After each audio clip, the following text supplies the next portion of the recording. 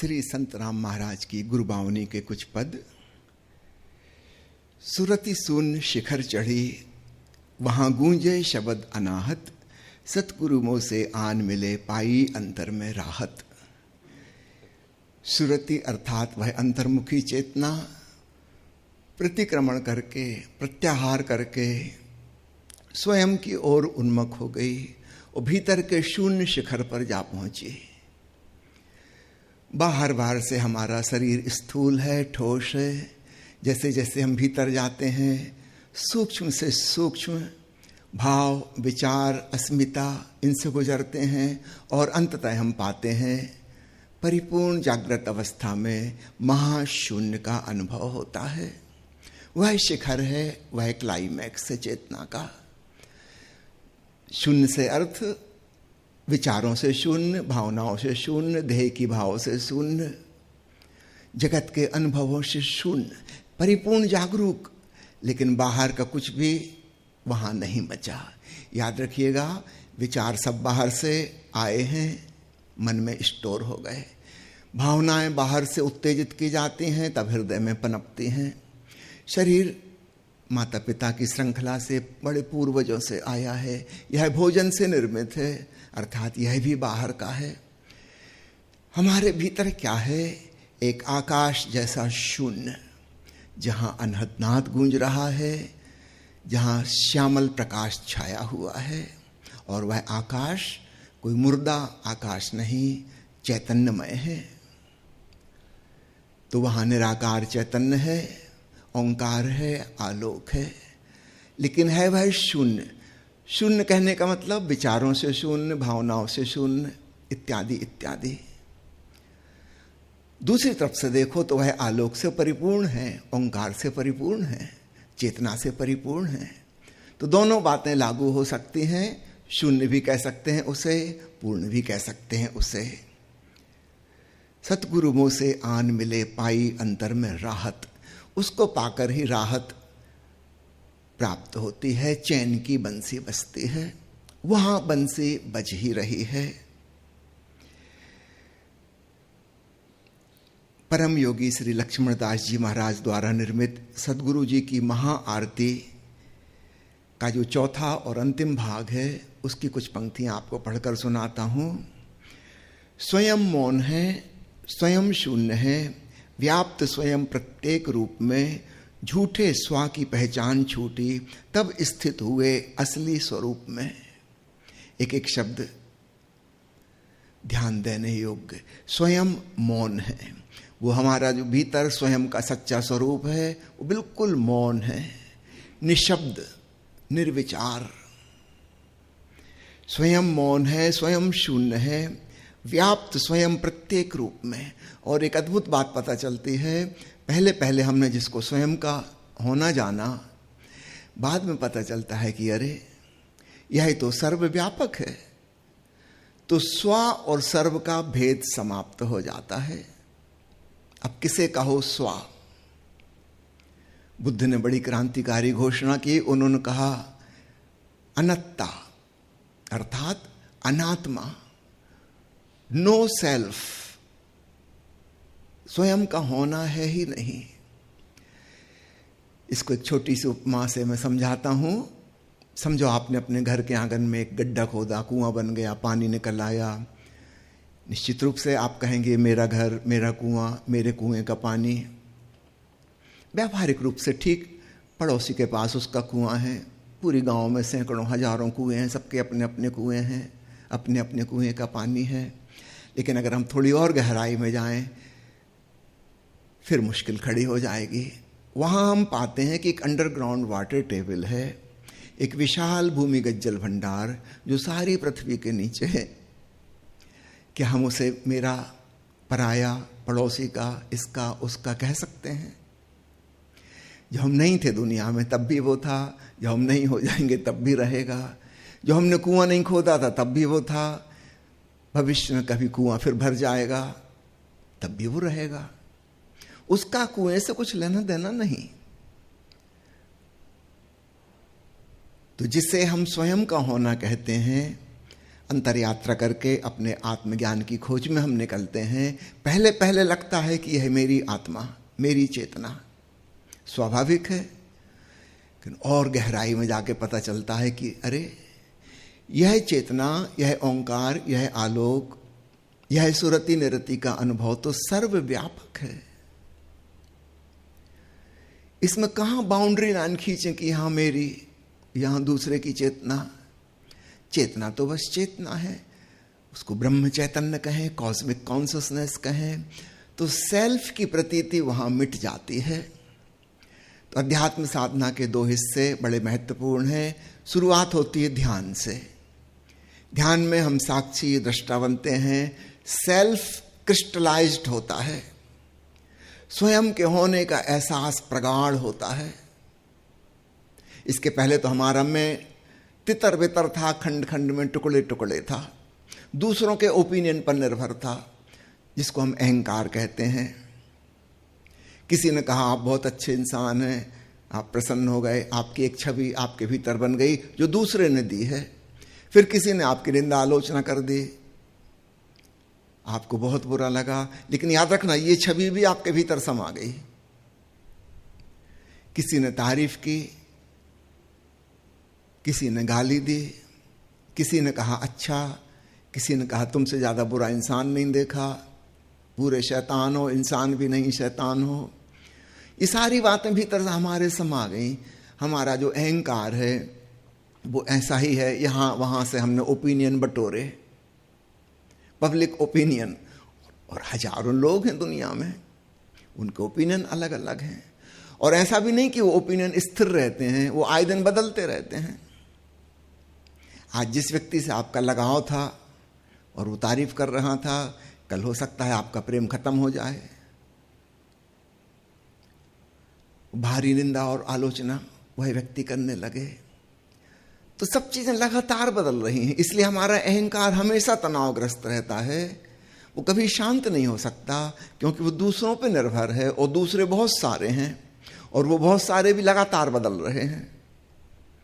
जितने लोग आपको प्रेम करेंगे, मोहब्बत देंगे, बिल्कुल बैलेंस करने वाले लोग होंगे, उतने ही जो आपको नफरत करेंगे। अगर 100 आदमी आप पे जान छिड़कते हैं तो पक्का समझो 100 आदमी आपकी जान लेने के पीछे पड़ जाएंगे। एक संतुलन का नियम है, वो रहेगा ही रहेगा। तो हमारा अहंकार परिवर्तनशील मंतव्यों का जोड़ है, और इसलिए वो हमेशा अब गिरा कि तब गिरा, कभी भी ध्वस्त हो सकता है, और इसलिए हम हमेशा डरे रहेंगे उसको बचाने की कोशिश में। जब हम अंतर यात्रा करते हैं तो हमारे भीतर कुछ क्रिस्टलाइजेशन होता है, सेल्फ का एक आविर्भाव होता है। मैं साक्षी दृष्टा चैतन्य हूं। अब ये दूसरों के ओपिनियन पर निर्भर नहीं है, इसको हम सीधा सीधा खुद ही जान रहे हैं। बड़ी शांति का एहसास होता है, वो भय समाप्त हो जाते हैं कि कोई क्या कहेगा, जिसको जो कहना हो कहो, कोई फर्क नहीं पड़ता। हम सीधा ही जानते हैं कि मैं कौन हूं, फिर हमें परवाह नहीं कोई अच्छा कहे कि बुरा कहे, कोई साधु कहे कि असाधु कहे, पापी कहे कि पुण्यात्मा कहे, उनका ओपिनियन वो जाने। हम तो सीधा सीधा जानते हैं कि मैं हर चीज का साक्षी मात्र हूं।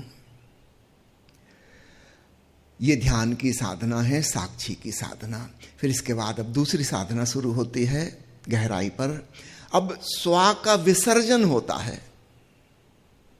अभी थोड़े दिनों पहले गणेश चतुर्थी थी ना, कितने शौक से मूर्तियां बनाई गई, सजाई गई, पूजा प्रार्थना की गई, प्रतिष्ठा की गई, उनकी उत्सव मनाया गया 10 दिन, और फिर जाके कहीं तालाब में, नदी में, सागर में मूर्ति का विसर्जन कर दिया। बड़ी महत्वपूर्ण बात है। पहले सृजन और फिर विसर्जन। हमारे भीतर यही घटना घटती है।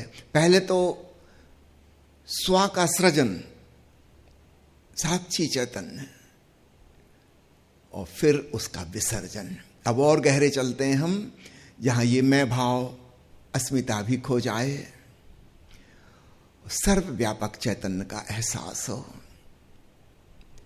कहीं आप ओंकार श्रवण करते हुए एक लाइन खींच सकते हैं सीमा रेखा कि यहां से यहां तक का ओंकार मेरा है, इसके बाद पड़ोसी का शुरू होता है? असंभव। भीतर जो श्यामल आलोक दिखाई दे रहा है उसमें कहीं कोई नक्शा बन सकता है? कहां से कहां तक आपका है, पटवारी के पास जाके लिखवा लिए?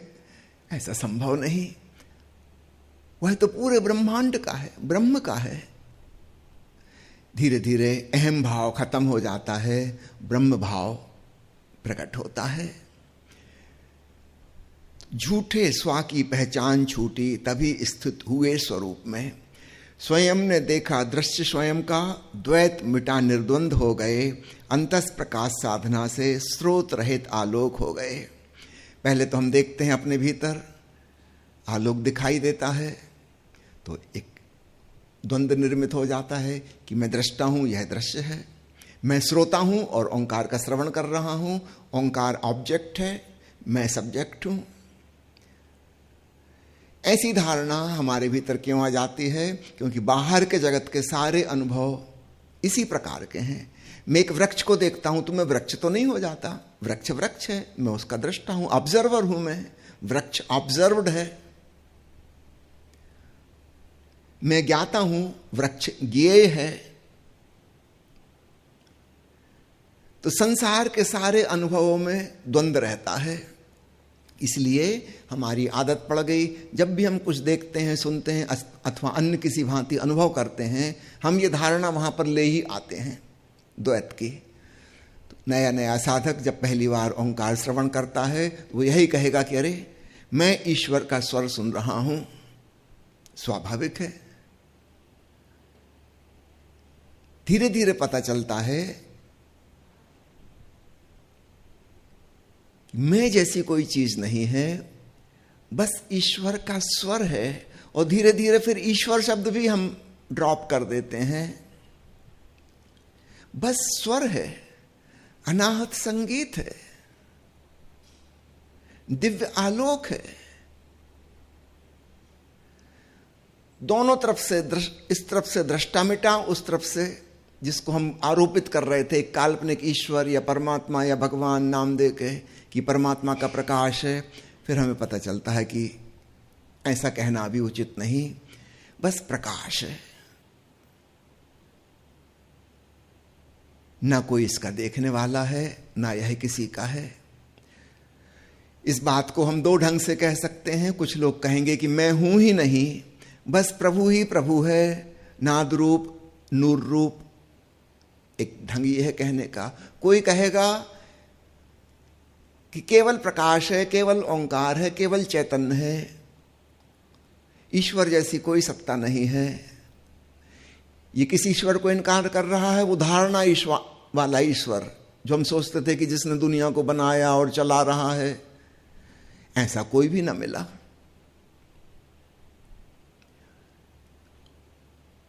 कोई ये भी कह सकता है कि अहम ब्रह्मास्मि, ये भी ठीक, वह मैं ही हूं।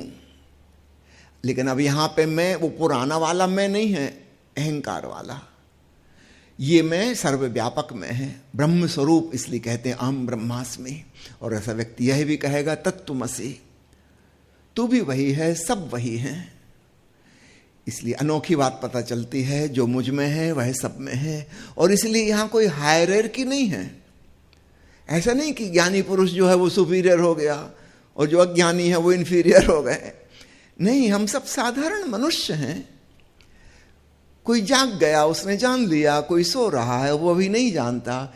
इससे कोई इन्फीरियर सुपीरियर नहीं हो गए। हम सब बराबर के परमात्मा हैं, सब भीतर से एक से हैं। जिसने आज जान लिया, ये भी पहले नहीं जानता था। और आज जो सो रहा है नहीं जानता, किसी भी क्षण ये जाग सकता है और जान लेगा।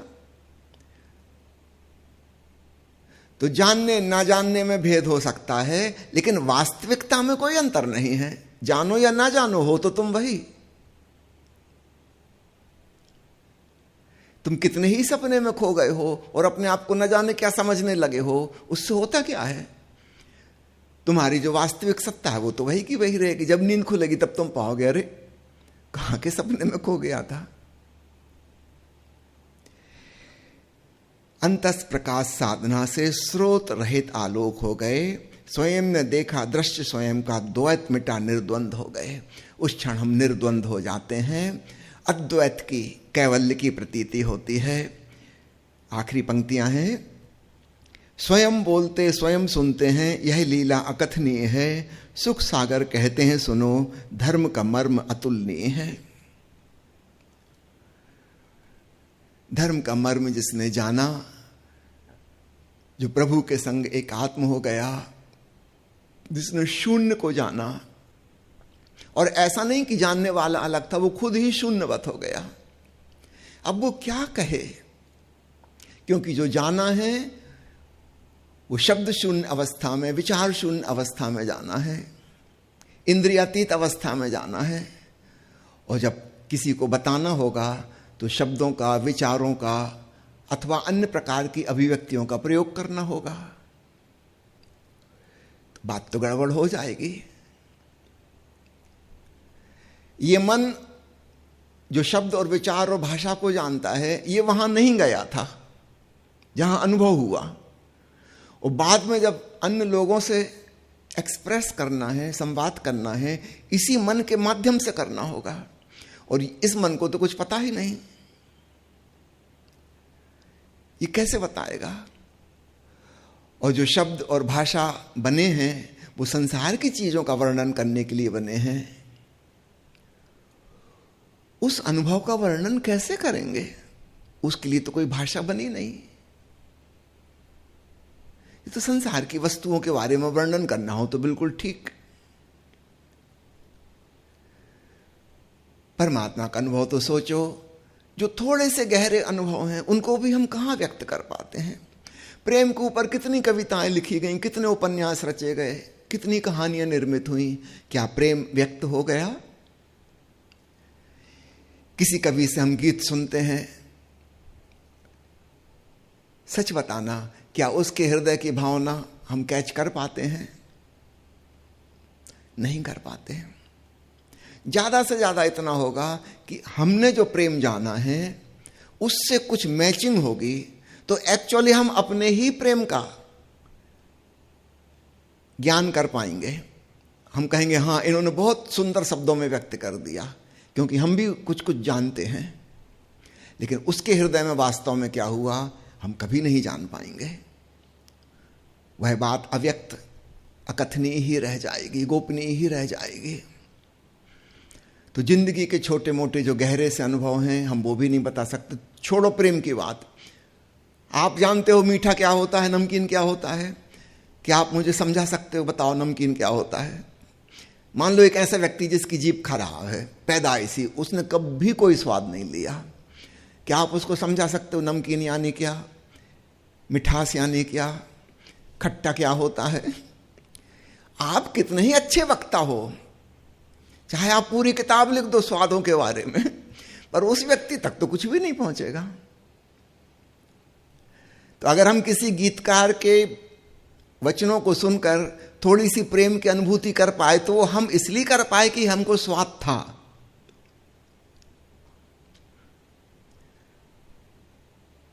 कोई बिल्कुल पत्थर हृदय व्यक्ति है, उसे कभी प्रेम का एहसास नहीं हुआ, वो कविता में से कोई अर्थ नहीं निकाल सकता। उसको पल्ले नहीं पड़ेगा कि कैसा पागल आदमी, कैसी कैसी कविताएं लिख रहा है, उपमाएं, इनका मतलब क्या है, उसको समझ ही नहीं आएगा कुछ। अब समझना आत्मज्ञान की बात क्यों अकथनीय है, अवर्णनीय है। स्वयं बोलते स्वयं कहते हैं यह लीला अकथनीय है। ज्ञानी जन को ऐसा ही लगता है कि बस मैं ही कह रहा हूं, मैं ही सुन रहा हूं। मुल्ला नसरुद्दीन के घर कोई मेहमान आया, दरवाजा खुला ही हुआ था तो खोल के सीधा भीतर चला गया। उस जमाने में काल बैल भी नहीं होती थी। वहां उसने देखा कि भीतर से बड़ी आवाज आ रही है, नसरुद्दीन जोर जोर से बोल रहा है। तो उसने पता नहीं किससे कोई बातचीत चल रही, वो थोड़ा सा रुक गया कि इनकी बात खत्म हो तब जाऊं, पर वो बात खत्म ही ना हो और दूसरे व्यक्ति का कोई जवाब आ ही नहीं रहा। नसरुद्दीन की अकेली आवाज आ रही है। फिर उसको उत्सुकता हुई कि मामला क्या है, तब उसने भीतर के कमरे में प्रवेश किया, वहां देखा नसरुद्दीन आईने के सामने खड़ा हो, जोर जोर से बोले जा रहा है। उनका महोदय यहां कोई भी नहीं, आप किससे बात कर रहे हैं? नसरुद्दीन का बीच में डिस्टर्ब नहीं करो, मैं मूर्खों से बात करना पसंद नहीं करता। वो ज्ञानी जन दुनिया में मिलते नहीं, तो आईने के सामने ही बात करता रहता हूं बस। सभी बुद्ध पुरुषों को लगभग ऐसा ही लगता है, फिर भी करुणावश खूब कोशिश करते हैं, भांति भांति से समझाने का प्रयास करते हैं। सुख सागर कहते हैं सुनो, धर्म का मर्म अतुलनीय है, अकथनीय है, अवर्णनीय है, और जिन भी उपमाओं से तुलना करके हम बताएंगे, याद रखना उसमें कुछ बड़ी भूल चूक हो जाएगी, वो सही नहीं हो सकती। इसलिए ज्ञानी जन पहले से ही जानते हैं कि हम जो कह रहे हैं वो सही नहीं है, हो नहीं सकता। और जो लोग बहुत सत्यवादी हैं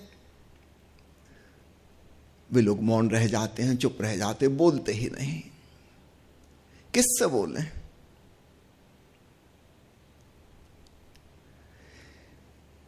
कुछ लोग करुणावान हैं, सोचते हैं चलो बोलते हैं, कोई नहीं समझेगा तो नहीं समझेगा, फर्क क्या पड़ता, वैसे भी नहीं समझ रहा था, हम अपनी तरफ से कोशिश तो कर लें। तो कुछ लोग हैं बड़े सत्य का आग्रह उनके मन में रहता है, वो कहेंगे कि नहीं, जो चीज कही नहीं जा सकती उसे नहीं कहना चाहिए। जब हमको पता ही है कि हम जो भी कहेंगे वह गलत होगा, फिर क्यों कहना? इन लोगों के हृदय में सत्य का बहुत आग्रह है, करुणा की कमी है। दूसरे ज्ञानी जन हैं जिन्हें हम बोधिसत्व कहते हैं, पहले प्रकार को अरहत कहते हैं, जो मौन रह जाते हैं, किसी को कुछ नहीं बताते। दूसरे बोधिसत्व, उन्हें स्मरण आता है कि मैं भी कितनी चिंता तनाव में दुखों में जीता था, अब मेरे जीवन में महासुख बरस गया, मैं सुख सागर हो गया।